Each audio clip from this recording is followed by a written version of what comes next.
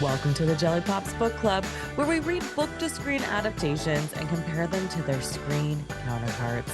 I'm Julia Washington, and on today's show, we're getting into one of my absolute favorite books of 2019, Red, White, and Royal Blue.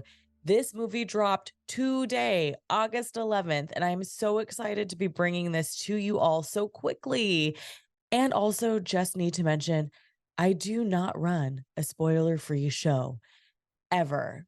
This is your warning that if you have yet to watch Red, White, and Royal Blue, that you need to pause this episode, go watch that 2-hour film, and come back once you have.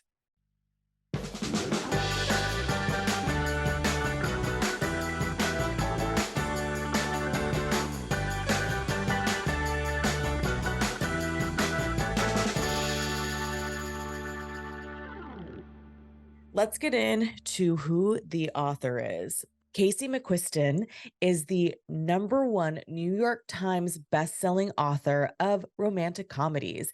They are from Louisiana and went to Louisiana State University and received a BA in journalism. They have written 3 novels, with Red, White, and Royal Blue being the first in 2019. Okay, let's get into the book. Let's do a quick Google summary. If you're new around here, I love to pull summaries from Google because we all Google everything and Google gives us the answers we supposedly are looking for. So here we go.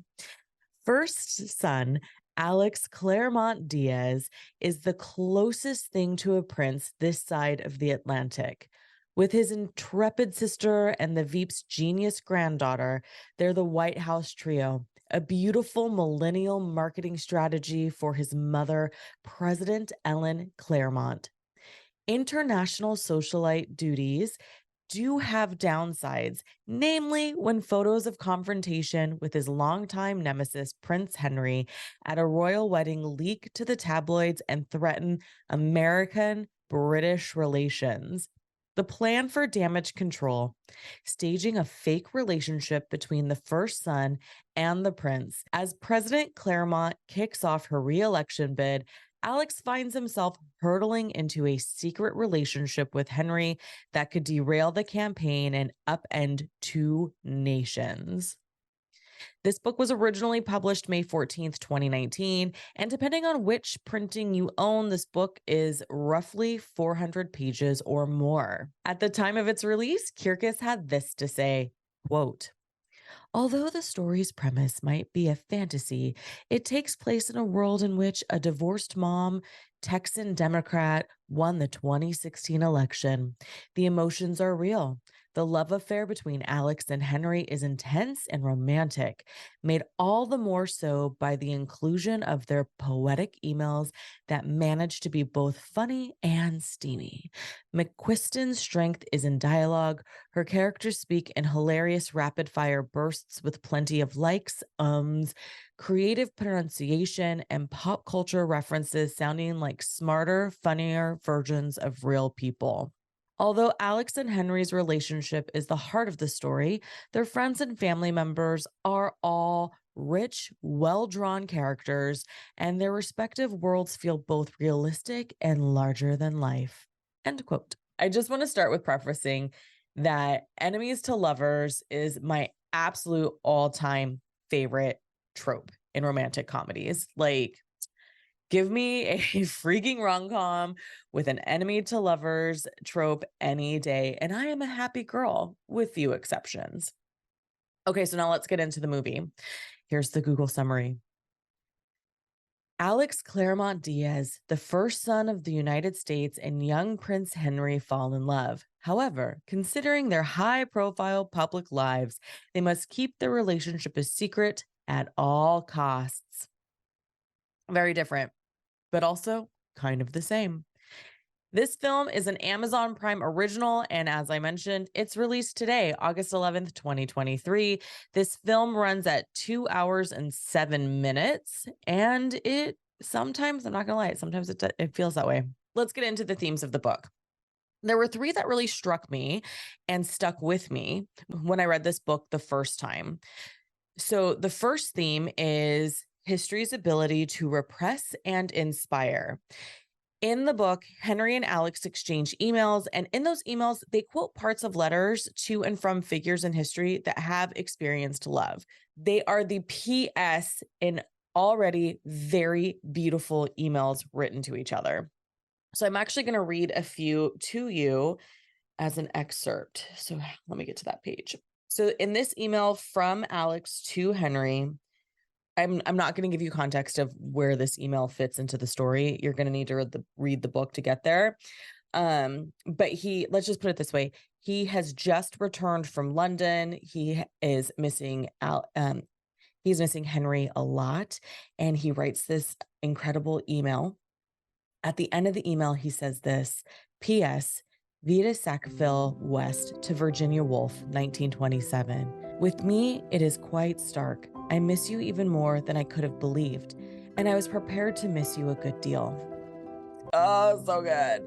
Okay, and then another one in an email from Henry.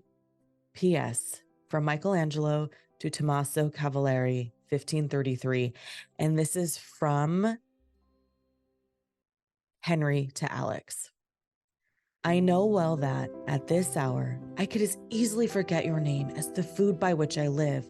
Nay, it were easier to forget the food, which only nourishes my body miserably, than your name, which nourishes both body and soul, filling the one and the other with such sweetness that neither weariness nor fear of death is felt by me, while memory preserves you to my mind. Think if the eyes could also enjoy their portion, in what condition I should find myself. So that's just an example. It's so good. Okay, the second theme that was pretty big to me, pretty obvious, is love, obviously, but specifically secret love.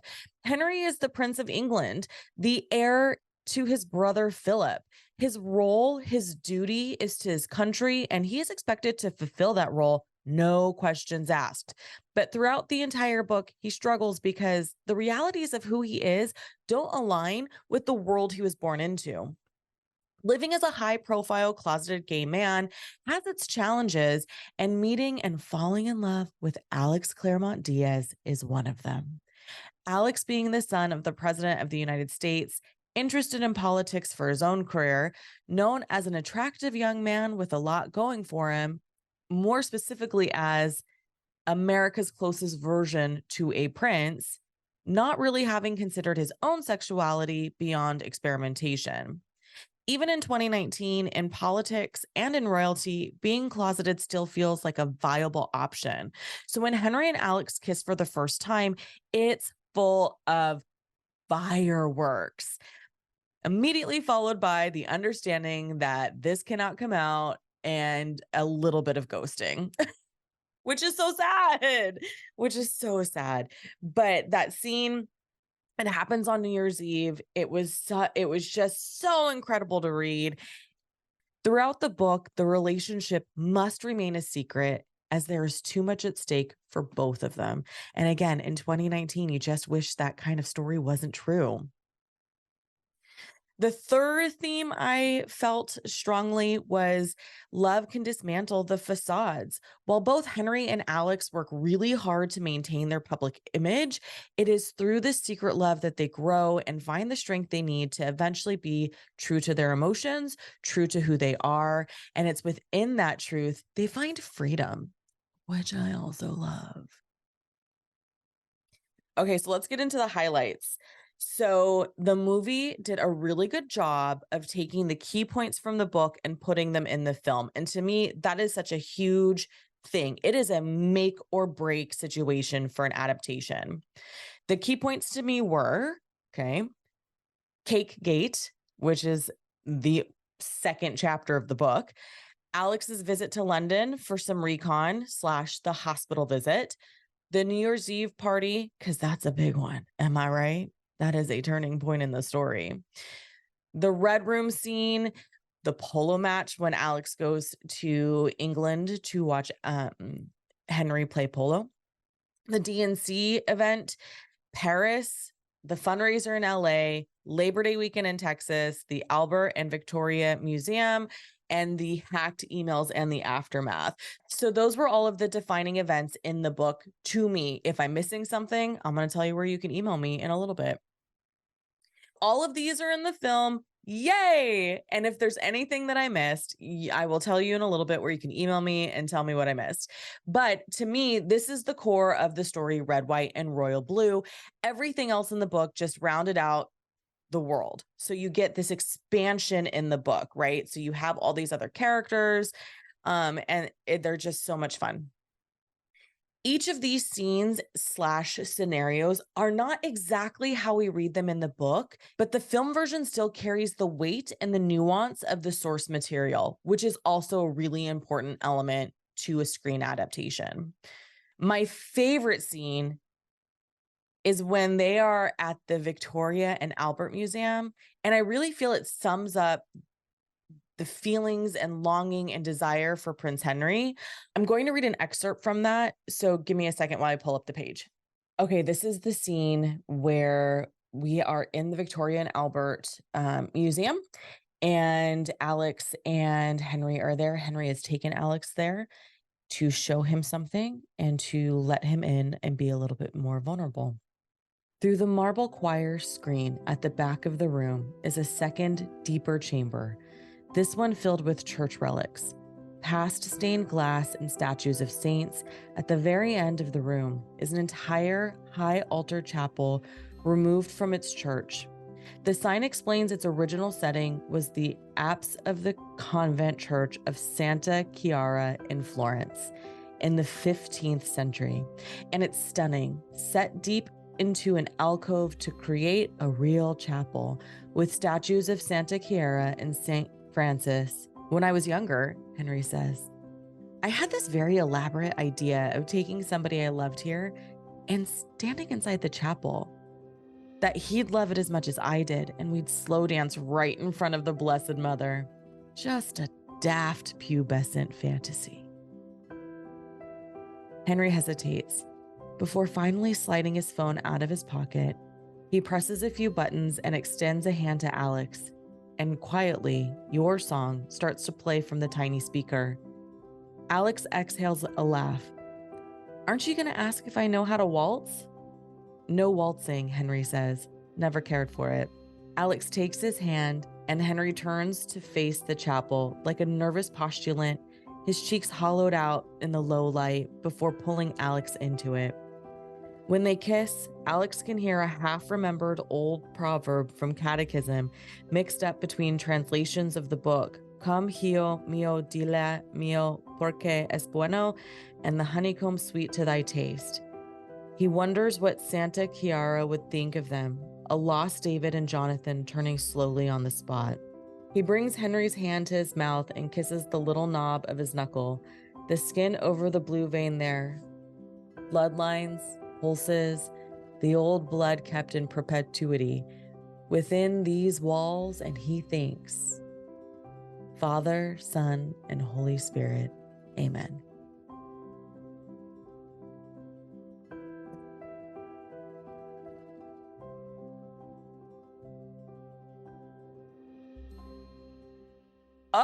So good. You can judge my pronunciation later. Okay, thanks. Bye. In the film, the song is different, likely because getting permission to use Elton John's music, I hear, is a serious major feat. In the film, this scene also immediately follows when Alex shows up unannounced after essentially being ghosted by Henry. In the book, it's a few days later. The entire dialogue between Alex and Henry when Alex shows up is completely different, but hey, still effective. Okay, I want to get into what is majorly different, like big time differences between the book and the film. The White House trio is now a duo. June has been deleted from this universe, along with Senator Luna, Alex's stepfather, and Queen Mary. Alex's parents are not divorced in the film, but rather married and seemingly happy. Alex's father is still in politics, however, though that's never fully explained. Whereas in the book, we know that he's a senator. I believe it's a senator from California. All right, Golden State. Alex goes from being a brother to an only child. And with the movie not including June, at first I was a little frustrated and worried they would fold some of June's traits into Nora. If the writer did, then I didn't pick it up. Another major change is Alex's parents are married, like I mentioned before. The contention in the book between Ellen Claremont and Oscar Diaz is non existent, as we have a happy looking couple. Senator Luna, who plays a key role in the book, he is a young politician who is openly gay, whom Alex looks up to and aspires to be like. In the book, he has a working relationship and a friendship with both Alex and Oscar Diaz. As Alex and Henry's relationship unfolds in the book, Senator Luna is in the background, but like I mentioned, he is a key role. Ellen Claremont's biggest opponent in her reelection bid is this horrible, bigoted Republican who essentially does something incredibly devious to try and take down the Claremont campaign. Senator Luna, being an independent, has joined this Republican as his running mate, and the Claremont administration is floored, shocked, experiences feelings of betrayal, as one does. Later, Luna redeems himself and works his way back into their good graces. And this is something I'm not going to spoil for you. I really do think that you should read the book for that particular conflict and the way that it gets handled, because that's not in the film. The fictional election of 2020 is giving the very real election of 2016. It's just a lot. But in the film, Luna no longer is a part of the story. We are given a new character by the name of Miguel. He is a reporter who has on occasion hooked up with Alex. Miguel comes off as a bit sleazy and over the course of the film becomes a little bitter towards Alex. It's not entirely clear to me if he's acting as a lover scorn, but it for sure does not feel like he is doing his journalistic duty. Contributing to the involuntary outing of a person is just icky. And unlike in the book, the film blatantly expresses this in Alex's speech in the aftermath of the email hacking. The book does take the stance of not outing people who aren't ready. That's clear. It's just not as explicitly expressed as it in the same way that it is in the movie. While the book version is a little bit more gut-wrenching and deep in political drama, the film version goes into less detail, but still gets us where we need to be next in the story. Okay, so changing Queen Mary, grandmother to Princes Philip and Henry, Princess B is a choice. Is this because the 2019 England's monarch was a queen and now in 2023 the monarch is a king? I don't know, but I realized that I'm not entirely thrilled about the sovereign being male, since all I've ever observed is a queen. Complicated and antiquated as the monarchy may be. Alex's plan to flip Texas blue in the book, it's a secret plan. He's got a binder. He's very protective of this binder. In the film, it is a 14-page memo that he has sent to everyone that no one reads. And then when he makes a comment to a reporter, passively, flippantly, whatever, and it gets leaked that this is a thing, and then everyone reads it and says, Alex, you're brilliant. Do it. So that was kind of a big difference. A small change that I had to go back and check my notes / rewatch the scene is when Alex returns to London after Cake Gate, the cake catastrophe. Part of the visit includes stopping in at the hospital to visit children in the cancer ward. At some point, Prince Harry sneaks off and is speaking with a child. Alex overhears. There's a conversation about Star Wars. Later, when there's a supposed threat, the pair are shoved into a closet and they get to the root of their beef. And I bring up the Star Wars thing because that becomes a symbol later when after the email hacking and after everyone's like, you guys have to stay closeted. And then like the world's like, we love you. You're, because in the emails they exchange, Alex and Henry get into the conversation about who's Han and who's Leia. And it's this whole really sweet thing. Anyway, I'm going to read that part for you. Okay. That particular scene. It's very early on in the book too. So to set the stage, they're trapped in the closet. They're trying, and Henry's just like, "Why the fuck do you hate me? Can you just tell me, please?" So, okay, so they've just had this conversation about pop culture and Star Wars and, who are you really, Henry? And like, if we're really going to get into this, we need to get to the root of the problem. And here we go. Why don't we start? Henry says, turning his head to squint at him. This close, Alex can just make out the silhouette of Henry's strong royal nose, with you telling me why exactly you hate me so much. Do you really want to have that conversation? Maybe I do. Sorry, I can't do a British accent. Alex crosses his arms, recognizes it as a mirror to Henry's tic, and uncrosses them. Do you really not remember being a prick to me at the Olympics? Alex remembers it in vivid detail. Himself at 18, dispatched to Rio with June and Nora, the campaign's delegation to the Summer Games, when one weekend of photo ops and selling the next generation of global cooperation image. Alex spent most of it drinking and subsequently throwing up behind Olympic venues. And he remembers the first time they met. Henry sighs. Is it that time you threatened to push me into the Thames? No, Alex says. It was the time you were a condescending prick at the diving finals. You really don't remember. Remind me.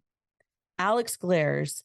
I walked up to you to introduce myself, and you stared at me like I was the most offensive thing you had ever seen. Right after you shook my hand, you turned to Sean and said, Can you get rid of him? A pause. Ah, Henry says. He clears his throat. I didn't realize you'd heard that. I feel like you're missing the point, Alex says, which is that it's a douchey thing to say either way. That's fair. Yeah, so that's all? Henry asks. Only the Olympics? I mean, that was the start. Henry pauses again. I'm sensing an ellipsis. It's just, Alex says as he's on the floor of a supply closet, waiting out a security threat with the Prince of England at the end of a weekend that has felt like some very specific ongoing nightmare. Censoring himself takes too much effort. So in the film, Henry is overheard saying, Get me out of here. This changes the tone considerably. With saying get rid of him, it presents an air of entitlement and privilege that comes with being a wealthy white boy, and especially one who is royal. It gives the impression to whomever is overhearing that they are the problem, thus aiding to the conflict just a little different.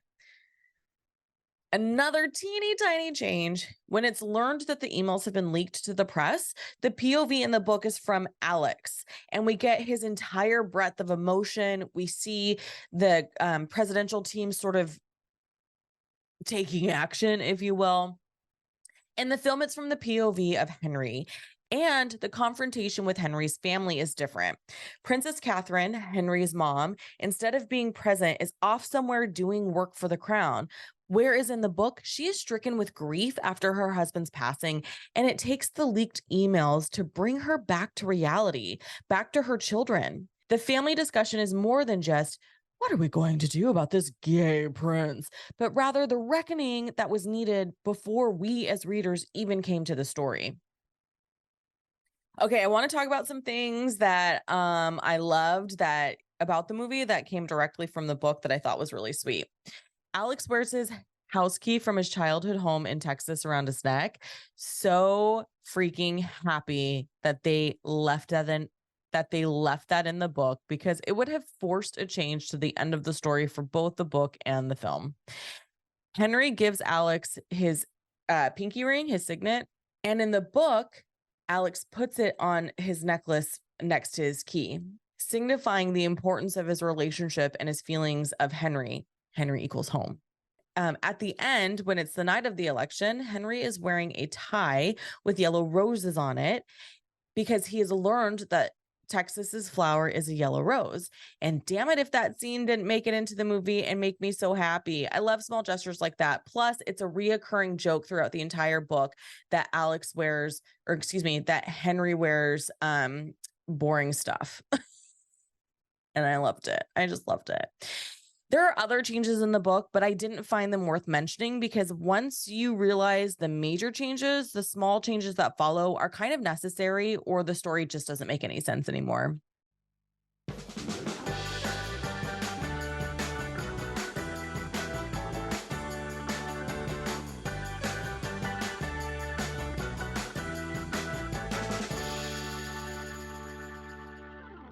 As I mentioned before, this is one of my all-time favorite reads of 2019.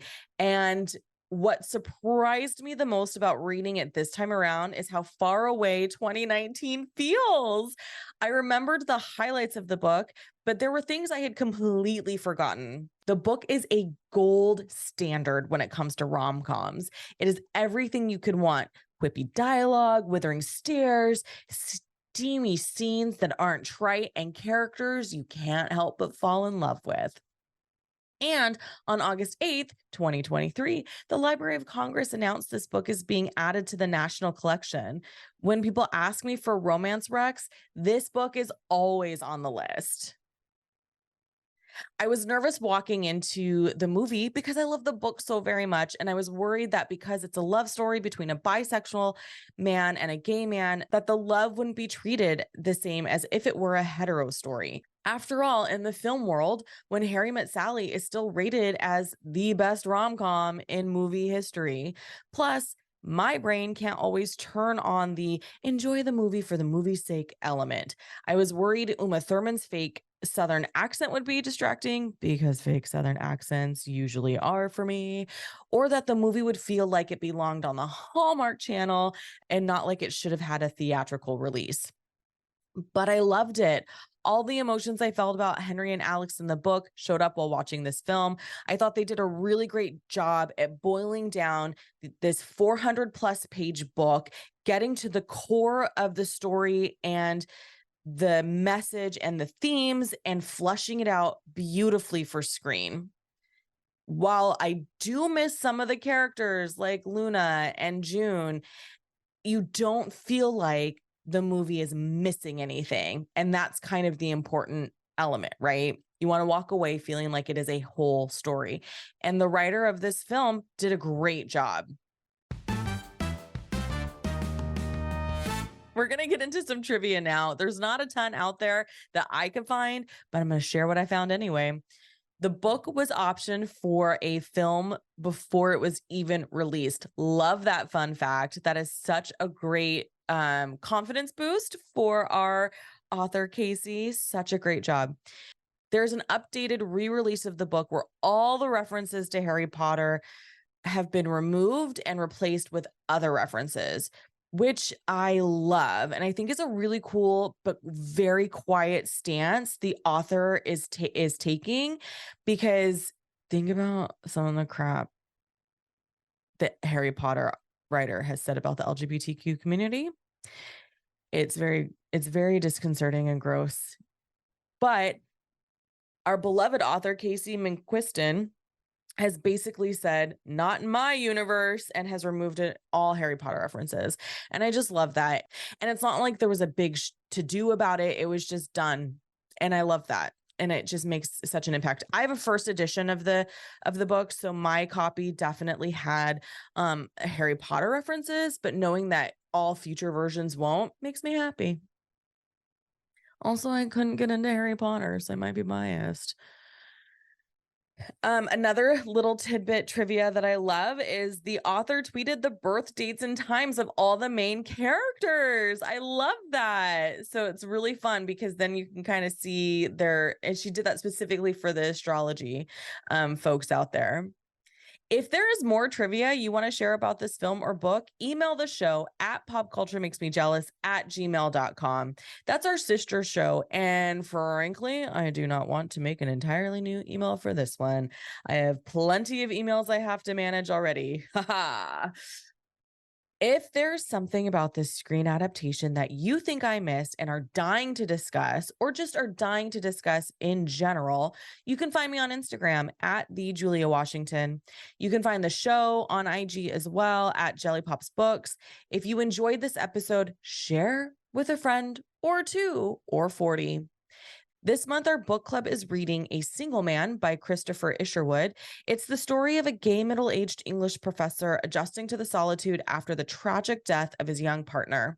This book was released in 1964. The film adaptation starring Colin Firth, Matthew Good, and Julianne Moore released in 2009. You can read along with us, but in order to join our live book club chat, you got to join us on Patreon. You can find it at patreon.com/Julia Washington and choose the book club only tier. Jelly Pop's Book Club is a completely independent production and is written and edited by me, your host. And the best thing you can do to support this independent creator is by liking and sharing our shit on Instagram, sharing this episode with your friends, or rating and reviewing us on Apple Podcasts. Tune in next time when we get into Breakfast at Tiffany's. Thanks for tuning in, y'all. Until next time.